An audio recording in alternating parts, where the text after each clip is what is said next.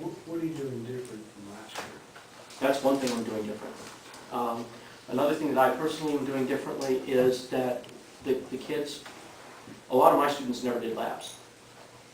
Or they had someone else do them, or they copied stuff from someone else. They are doing labs this year. They will do every lab, because I will check them as they go along. Their checkpoints during the labs of stuff they have to show me as they're completing the labs. Mrs. Sherman has added that to our labs, so that they actually have to go partway through and stop and say, here's where I am, here's what I found so far. That's done in class? That is done in class. So you have multiple labs going on at the same time? Oh, this is called organized chaos. This course is amazing. We will have 10 lab setups in here at the same time. We might have 3 or 4 or 5 labs actually going on concurrently. And kids asking questions up here. The labs are going on back there, the kids are asking questions up here. Well, as the year progresses and everyone kind of gets spread out, how does that impact the collaboration? They tend to group up, and the ones that are about on the same pace learn who the others are on that same pace, and they start to team up. I had 2 in one of my classes last year who did not know each other at all at the beginning of the year and sat way far apart. One was very shy, and the other one was not really shy, but not really outgoing either. And the 2 of them just took off, and they realized they were taking their tests together at the same time. They were ahead of everyone else in the class, and so they didn't have to do their labs by themselves. They started working together, and they finished the top, and they were way ahead. When did Anton finish? March? March. And the only reason it took him until March to finish was because I didn't have stuff ready for him. It wasn't his fault. He was ready, and we were- I want this, I'm not ready, I'm not ready. Okay? And this year, we are, another thing that we're doing differently this year, one of the complaints that I received from my students was that they felt I was not teaching the class. They felt we had purchased a set of videos from some gentleman out in Colorado who started this back in 2006. And I find them to be wonderful videos. The students hated them. All right, or my students, a lot of my students hated them. And they hated them because they said, okay, they go off on these tangents and they start talking about stuff. And they start, and it doesn't really apply. And then he starts talking in a stupid voice, you know. And so they said, but they really liked the podcast that we did, because we were very straight and to the point. And I said, but ours are so dry and they're boring and they're not fun. And they said, yeah, but they're so much shorter. Because you tell us what we need to know, and you get over it, be done with it, and I can move on. And so they said, we would like for you to re-record the podcast. So one of the things that I got for a lot of my students last year was, we want to do that. All right? And so far I've recorded about 70 podcasts this year. Right? And I have hundreds more to go. So you have completed them by the end of the year, we have done them all? Yes, we will have done them all. So who As she looks at me and goes, oh, you're kidding, right? Yeah. So he does the podcast, or do they both do the same podcast, both? They've Yes. seen the same podcast. Yes. They're looking at you teach. Yes. And we switch off, right? And just so that you understand, and I've told my students this, but the reason that I'm the only one doing them right now is she can't do them on her laptop. Her laptop's not fast enough. Okay? So that's the reason she hasn't recorded any of the new podcasts. Right? For those of you who want to see it when I'm done, you can actually see the setup that I use to record podcasts. I've got the tablet here. This is what I actually set up in my house to record it. Okay? So the advantage to this over the virtual high school is that the student has you all as the resource anytime they need you. Hour and a half a day. Yes. Every other They have day, support. they're in here. They have human being support. They also have collaboration that you don't have in a virtual high school. Your friend is sitting right next to you. Okay? And one of the things I found, certainly with Anton's perfect example, but my students also, the ones who are ahead, the other students know that. They're not stupid. You know, they say, he's 2 units ahead. I'm going to go get help. And they do. Right? And they say, I need help. They become that self-advocate. They say, I'll help you. And all of a sudden it's, oh, okay. There is no competition. They just sit down and work together. And that's really neat to see. And the issue of pacing and how important it is, I'm sure you told that to the students a couple of times. Scared them to death, actually. Did I understand you say that someone's already taken a test? I mean, you got 12 days, 16 days worth of stuff and someone's already taken a test?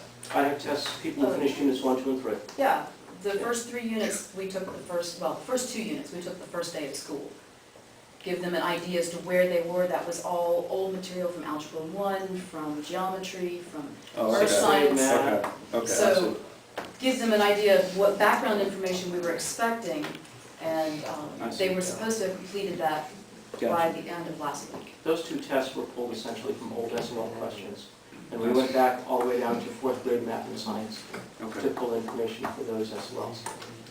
So if anyone didn't score, say if someone didn't score an 80 on any of those, or an 80 by the last date on any of these, then their grade automatically drops from a, Yeah, if they haven't passed units 1, 2, and 3, they do not have an A right now. and they can't get an Well, sure they can. As long as they pass unit 4 by September the 12th, they now have an A. But there is no grade on unit 2 or unit 3 if you don't pass it by that date. Okay, but your grade is only the last grade that you've passed. Your grade is the pace. So it doesn't matter what you got on unit 1. If you've passed unit 4 by the unit 4 deadline, that's the A. And when unit 5 comes along, you have to pass unit 5 by that deadline. And Let's say, for example, that you have a grade showing up in the grade book, and you have passed unit 4, and you passed unit 4 on September 14th. So you have a C, all right? Up until you take unit 5, up until 9/27, you have a C. All right? If you take the test on 9/27 and pass it, you still have a C. But if you took it by the 25th and passed it, you now have a B. If you took it by the 24th and passed it, you now have an A. The C is gone. It's gone. I know that's hard to understand, okay? There's Because no we are average. so ingrained, since you've been in elementary school, we average grades. there are The no C number is grades. gone, okay? It is completely replaced with an A. But you can't skip a unit, right? No, sir, you cannot skip. You can't take the next test till you've passed the previous. That's Correct. And the reason for that is so much of chemistry builds, is you cannot do reactions until you understand how to name a compound. Because your reaction test is going to be, we're going to have names of compounds, and you have to convert them into symbols, and then you have to go and balance the reaction. You can't do that until you can convert the names to compounds. So there is no reason for you to take a reaction test until you finish the naming test, for example. So at the end of the first 9 weeks, if you're technically a C, is a C what goes on your report card?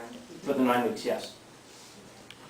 And then if you, whatever you have at the end of the second 9 weeks will have absolutely nothing to do with that C. So at the end of the year, it's not average, it's what No. you, It's not average. What was the passing grade for you? For pre-AP is 85. Are any of my parents in here, by the way? I'm just curious. Okay, I do have some of mine. Would you say your teaching style is the same as Mr. Larrington as far as the traveling around the room, talking to the students? and Yes. everything? Yes. Now, it's been a little bit more difficult here at the beginning because we have to grade the tests, the lab safety and the Unit 2 tests. But I spend 80% of my day today traveling around, checking out the labs. I had 3 lab setups today, and we're working on those, getting people into the tests, helping them find their worksheets in Blackboard. After you get through the first couple of weeks, what you'll find is that we are always sitting with the student, always.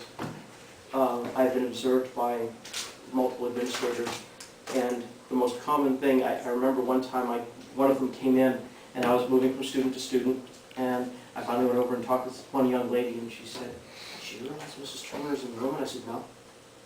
She'd been in there for 10 minutes. I had no clue that she was even in the room. Her hand wasn't up, she wasn't asking a question. I was oblivious, okay? She was sitting over in the corner, she was watching what was going on, and I was just moving from seat to seat. I had no idea she was even in the room. All right? My goal is to walk around and help the students. Okay, that's all I do. I've heard some little things about some kids are thinking about dropping it here and there. Is there a time where you feel like you can know the student well enough to say, I just don't know if this is the right fit for you, or is that something that you just leave totally up to the student and parent? I'm not at a point where I can do that yet. I don't know my students well enough yet to be able to make any kind of evaluation. Certainly there are some students who are going to rebel against this till the day they die. It is best for them to just get out for them to say, this isn't gonna work for me, and go to Mrs. Can's classroom, for example. There are others who say, okay, I'm gonna work with this, and I'm gonna figure out how to make it work. And the ones with the right attitude, they're fine.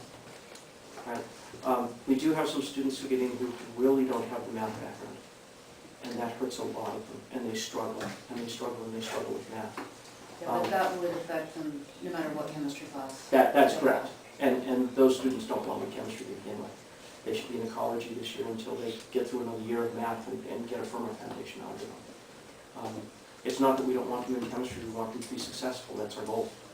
And to be successful, you need to have certain skills. And if you don't have the foundational skills, then you're trying to learn two subjects at once. You're not just trying to learn the concepts of chemistry, you're trying to understand how to do a percent.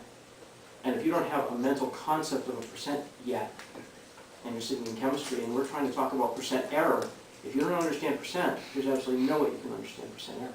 Because I'm building, again, on the concepts of building. I don't go back and teach percentages. You should have that already. And there's students that come to me who don't have a clue what percentages are, and they struggle. Did that kind of answer your question?